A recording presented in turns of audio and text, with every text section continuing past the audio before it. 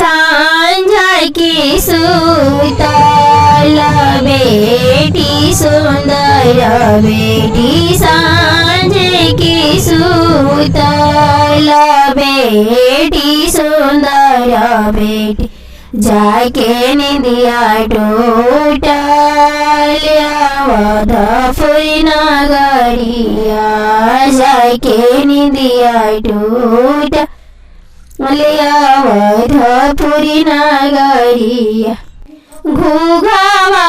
उघारी जब देखलन सुंदर बेटी घुघावा उघारी जब देखलन सुंदर बेटी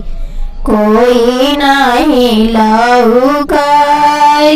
नैहर परिवारवा कोई नहीं लौकले नैहर परिवारवा डोलिया के बास धैले बोलथिन अपन भैया डोलिया के बास धैले बोलथिन अपन भैया ई काही व बहिनी हो नैहर परिवारवा ई काही व बहिनी हो नैहर परिवारवा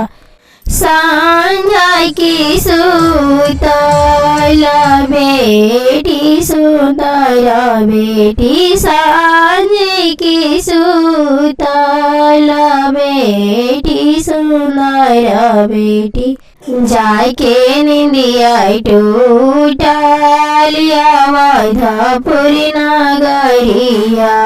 जाके निंदिया टूटल अवधपुर नगरिया।